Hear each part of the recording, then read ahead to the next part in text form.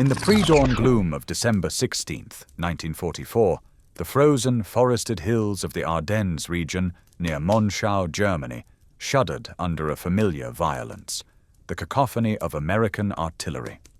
For the seasoned veterans of the German 326th Volksgrenadier Division, many of whom had survived the meat grinder of the Eastern Front, the sound of incoming shells was a terrible but predictable element of war. They knew the drill, the earth-shattering impact, the geysers of soil and snow, the relative safety of a deep foxhole or the lee side of a sturdy tank. Their survival instincts, honed over years of combat, were based on this calculus of explosion and cover.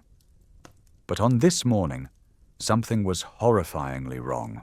The shells were not crashing into the earth around them. Instead, they were detonating in the air, precisely 20 to 50 feet above the ground, with a sharp, terrifying crack. The sky itself seemed to turn into steel.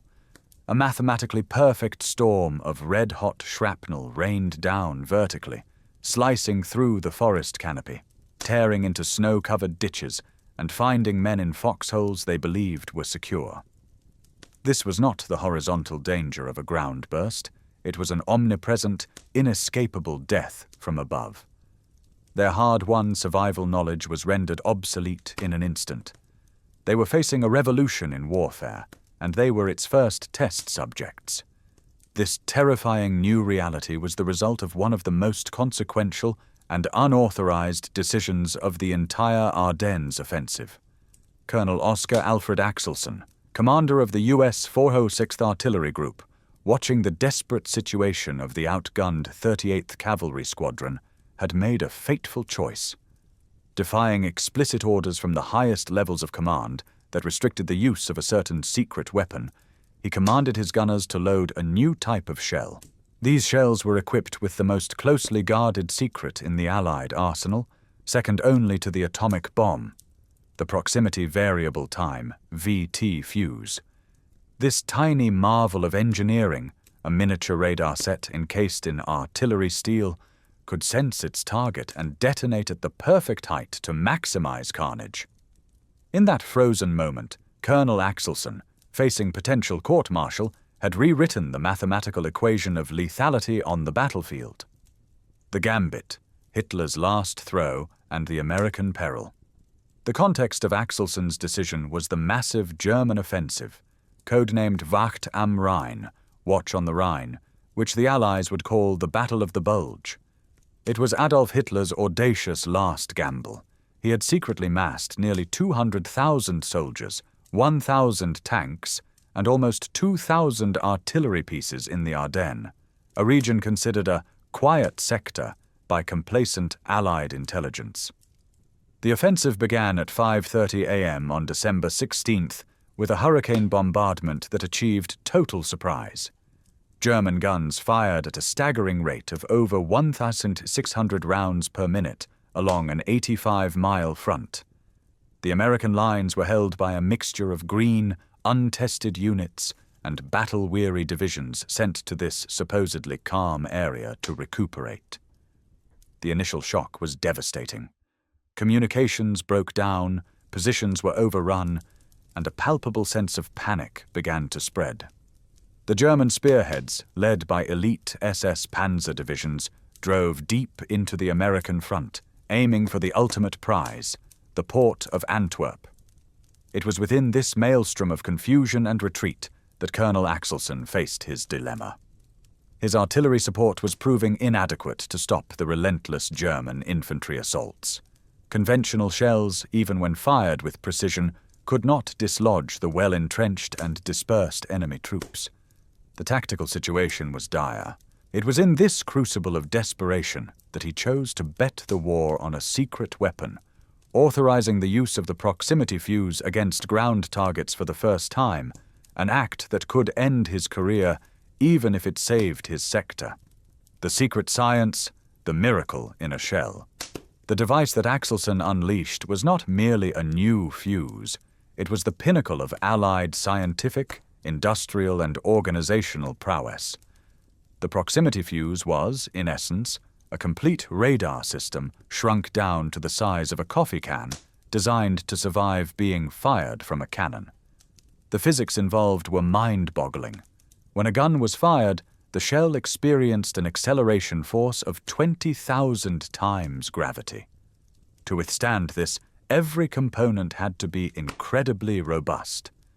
The heart of the fuse was its miniature vacuum tubes, no larger than pencil erasers, developed by scientists like Dr. James Van Allen, who would later discover the Earth's radiation belts. At the moment of firing, a small glass ampule inside the shell would shatter, releasing an electrolyte that activated a battery, powering the tiny radar transmitter for the duration of the shell's flight.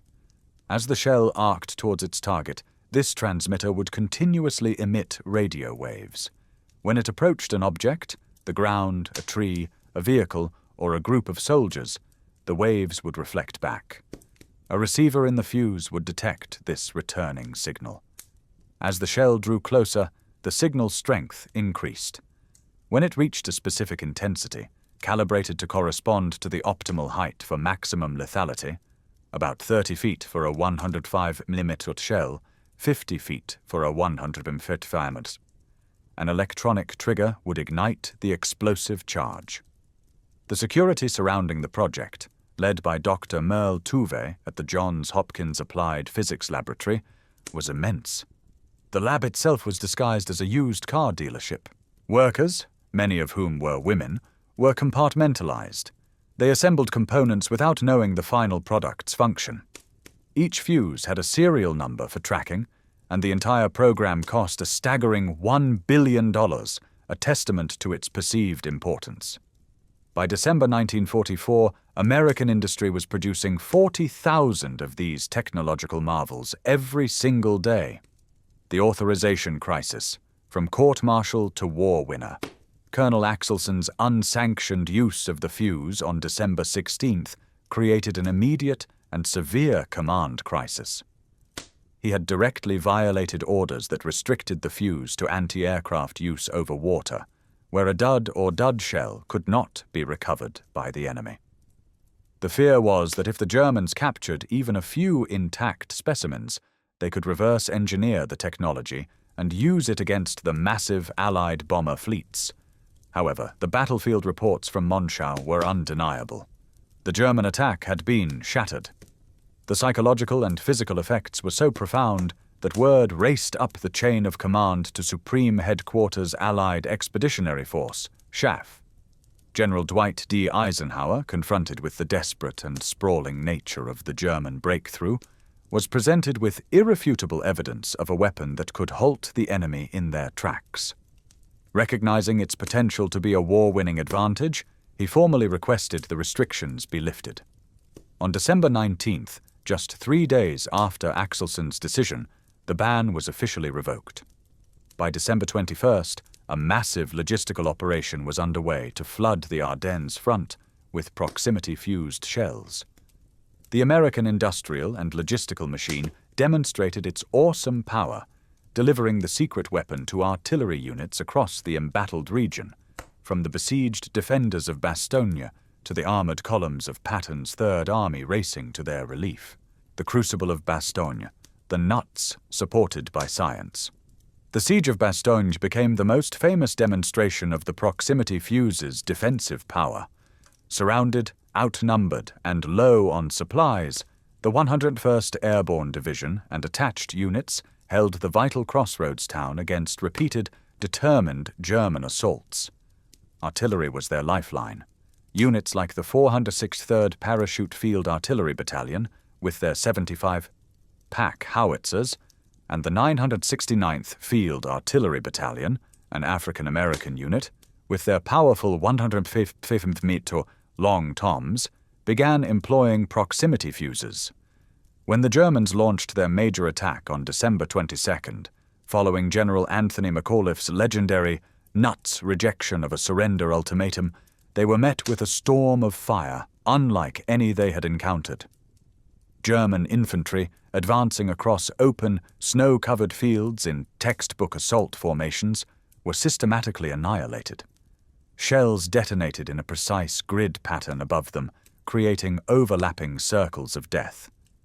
There were no safe zones. A single airburst could eliminate an entire platoon.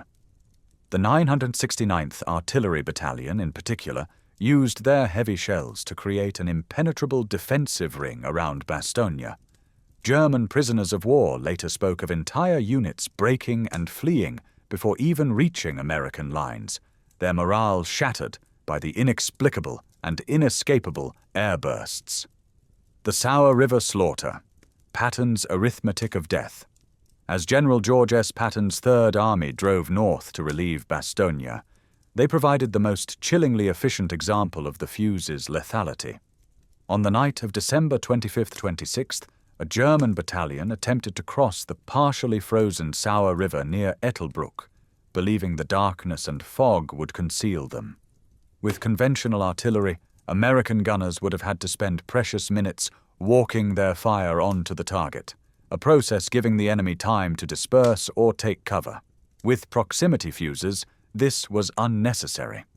The shells, fired en masse, found their own optimal detonation points. Patton himself witnessed the aftermath and recorded it in his memoir, War as I Knew It. We caught a German battalion crossing the Sour. The new posit ammunition was devastating. The shells burst in the air above them. They had nowhere to run. When the firing stopped, we counted 702 bodies. This precise figure, 702 killed by actual count, stands as a grim testament to the fuse's efficiency.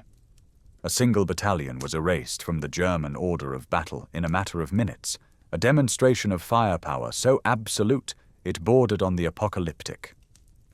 Transforming the battlefield. Forests, weather, and psychology. The proximity fuse didn't just make artillery more lethal, it transformed the very environment of the Ardennes. Forest warfare revolutionized. The dense woods, which the Germans had relied upon for concealment, became death traps. Airbursts shattered trees, creating a secondary hail of wooden splinters, some as long as a man's arm, that traveled at lethal speeds. Foxholes and positions behind large tree trunks, once safe havens, became death traps as the fragments rained down from above. The end of weather as sanctuary.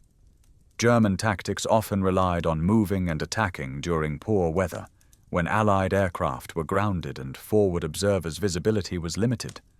The proximity fuse, needing no visual observation, eliminated this sanctuary. Death could now arrive with pinpoint accuracy in fog, snow, or pitch darkness, creating a state of constant, demoralizing fear. Psychological breakdown. The psychological impact was perhaps as important as the physical destruction. For the German soldier, artillery was a terrifying but understandable threat. The new shells, however, seemed intelligent, even malevolent. They could not be evaded by standard infantry tactics. This sense of helplessness led to panic and a collapse of morale, even among elite formations like SS Colonel Otto Skorzeni's commandos, who saw their assault on Malmedy disintegrate under the uncanny accuracy of the airbursts. German intelligence failure, the arrogance of impossible. One of the most remarkable aspects of the story is the catastrophic failure of German intelligence. In late December, German forces overran an American supply depot and captured approximately 20,000 proximity-fused shells. This should have been an intelligence windfall, yet when German scientists examined the fuses, they declared them to be a hoax. The idea that miniature vacuum tubes could survive being fired from a cannon was, to their minds, a physical impossibility. They concluded the components were decoys and that the Americans must be using a simpler, magnetic-based fuse. This failure was rooted in a profound institutional arrogance. Germany had actually pioneered proximity fuse technology before the war, but cancelled the program in 1940 on Hitler's orders, favoring projects with shorter development times. Their engineers simply could not believe that the Americans had solved the immense technical challenges they themselves had abandoned. Industrial triumph. The home front's secret war. The production of the proximity fuse was a monumental achievement of American industry. Over 100 companies retooled their production lines for the war effort. The Crosley Corporation stopped making refrigerators to assemble fuses. Emerson Radio shifted from consumer radios to weapons of war. A largely female workforce, working long shifts under intense pressure and strict secrecy, mastered the intricate process of assembling and testing the 130 delicate electronic components in each fuse.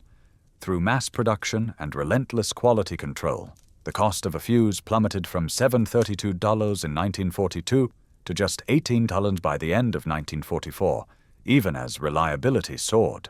This industrial miracle ensured that when Eisenhower gave the authorization, the shells were available in the tens of thousands to be rushed to the front.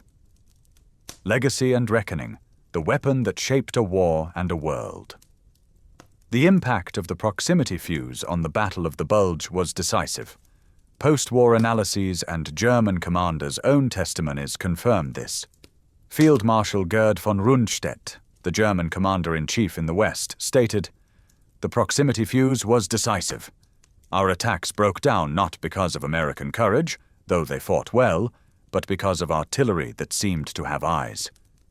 It is estimated that of the 200,000 proximity-fused shells fired during the battle, they were responsible for 20,000 German casualties, accounting for up to 20% of all German losses. They increased artillery lethality by a factor of 5 to 10. The Battle of the Bulge ended on January 25, 1945, with the German army in full retreat, its last reserves shattered. Hitler's final gamble had failed catastrophically. The proximity fuse had proven itself not just as a new tool, but as a strategic game-changer. General Eisenhower later reflected that had the Germans possessed such a weapon, the D-Day landings would have been exceedingly difficult, perhaps impossible. The legacy of the proximity fuse extends far beyond World War II. It was the world's first smart weapon, the progenitor of every precision-guided munition used today. It pioneered the miniaturization of electronics, rigorous quality control standards, and complex supply chain management that would later define the modern electronics and aerospace industries. The revolution that began in the frozen forests of the Ardennes, triggered by one colonel's unauthorized decision, ushered in the age of technological warfare, an era where scientific innovation would forever be the key to victory on the battlefield. The German soldiers who died beneath those first airbursts were the first casualties of this new age, an age whose dawn was marked by the cold, calculated logic of a tiny radar in a shell. The final reckoning, a transformed battlefield and the road to victory. The widespread deployment of the proximity fuse after its official authorization in late December 1944 fundamentally altered the character of the Battle of the Bulge. What had begun as a desperate, fluid battle of movement and penetration gradually solidified into a brutal war of attrition, a form of combat where American industrial and technological superiority was utterly decisive. The German offensive, built on speed and shock, found itself bogged down in a killing field defined by invisible, intelligent artillery. The Elsenborn Ridge, breaking the Panzer elites. A prime example of this transformation was the battle for Elsenborn Ridge, a key piece of high ground held by the U.S. 2nd and 99th Infantry Divisions. Here, the elite of the Waffen-SS, including the 1st SS Panzer Division Leibstandarte SS Adolf Hitler, launched repeated, furious assaults against the American positions between December 17th and 19th. The American defenders, though outnumbered and initially surrounded in places, were supported by a massive concentration of artillery. Over 3 days, American guns fired over 160,000 rounds. While not all were proximity fused, a significant portion, estimated at around 40,000, were. The effect on the German attackers was catastrophic. The open, snow-covered slopes leading up to the ridge offered no cover from the airbursts. Entire companies advancing in tight formation were eviscerated in minutes. The lethal fragments from the 105 mm and 105 fighter shells cut down men, shredded supporting infantry, and disabled lightly armored vehicles. The bodies of the German dead piled so high that they became obstacles for subsequent assault waves. After 3 days of this slaughter, the attacks ceased. The elite SS divisions, the very spearhead of Hitler's offensive, had been bled white and broken not by superior infantry, but by a technological marvel they could not comprehend or counter. Post-battle analysis suggested that while the proximity-fused shells constituted about 25% of the total rounds fired, they were responsible for up to 60% of the estimated 5,000-plus German casualties in that sector. Operation Bodenplatte, a victory in the sky. The revolutionary nature of the fuse was not confined to ground combat. On New Year's Day 1945, the Luftwaffe launched its last major offensive of the war, Operation Bodenplatte. Nearly 900 German fighters swept in at low altitude, attacking Allied airfields in Belgium, Holland, and France in a desperate attempt to achieve air superiority. The surprise was initially successful, and many Allied aircraft were destroyed on the ground. However, as the German pilots returned to their bases, they flew into a wall of a new kind of anti-aircraft fire. Allied anti-aircraft batteries, particularly those equipped with 90mm guns, were now supplied with proximity-fused shells. The results were devastating. German pilots, trained to evade fire by making sudden, jinking maneuvers, found that the shells were no longer exploding in a predicted spot where they had just been, but were detonating precisely where they were now. The kill rate skyrocketed. Of the 277 German aircraft lost that day, 172 were shot down by anti-aircraft fire, the vast majority falling to the new, funny fuses. The Luftwaffe, already a crippled force, never recovered from this blow, effectively ceding the skies to the Allies for the remainder of the war. The human and moral calculus. Behind the cold statistics of production numbers and casualty figures lay a profound human tragedy and a complex moral calculus. For the German soldiers, many of them young conscripts or worn-out veterans, the experience was one of unparalleled terror and helplessness.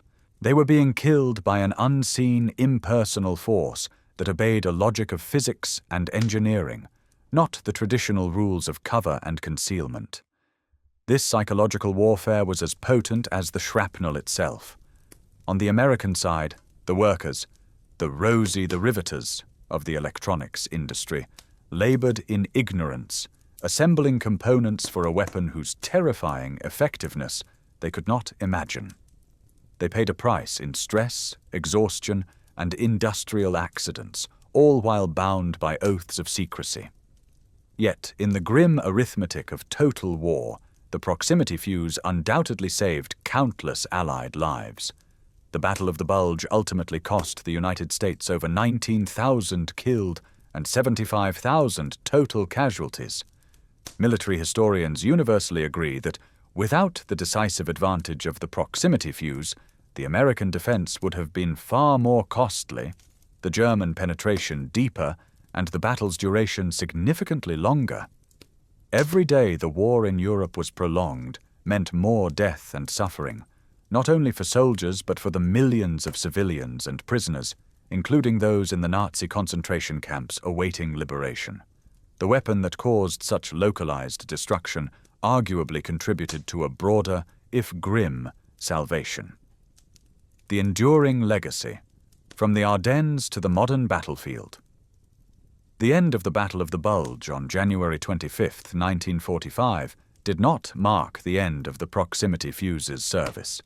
It was used with great effect in the final crossing of the Rhine River and in the relentless advance into the heart of Germany. But its impact extended far beyond World War II, the foundation of the revolution in military affairs. The proximity fuse was the world's first practical, smart munition. It introduced the concept of a weapon that could sense its environment, process that information, and execute a decision, when to detonate, autonomously. This fundamental principle is the direct ancestor of every modern precision-guided weapon, from laser-guided bombs and cruise missiles to anti-aircraft missiles and the smart artillery shells of today. The age of dumb ordnance dominating the battlefield was, from that point on, numbered. The birth of modern electronics and quality control. The technological spillovers were immense. The intense drive for miniaturization, led by figures like Dr. James Van Allen, directly fueled the post-war electronics revolution. The rugged, tiny vacuum tubes and the circuits developed for the fuse paved the way for the transistor and the integrated circuit. Furthermore, the unprecedented quality control standards and statistical process control methods developed to ensure the fuse's reliability were adopted by American industry at large, contributing to the nation's post-war industrial and technological dominance. A new doctrine of firepower. The fuse fundamentally changed artillery doctrine.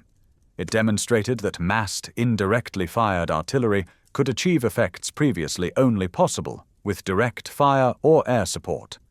It gave field commanders an all-weather, day and night capability to engage and destroy area targets with stunning efficiency.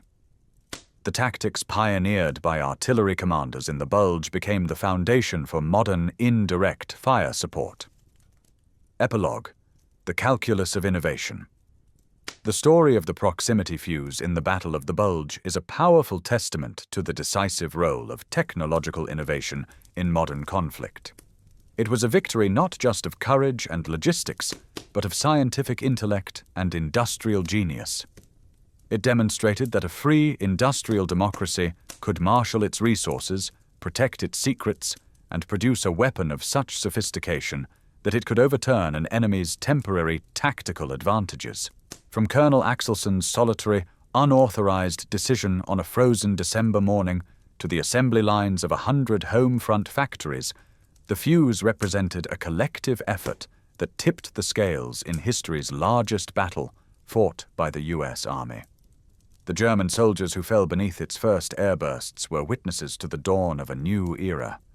In the frozen forests of the Ardennes, the future of warfare arrived silently, hidden inside an artillery shell, and forever changed the calculus of death on the battlefield.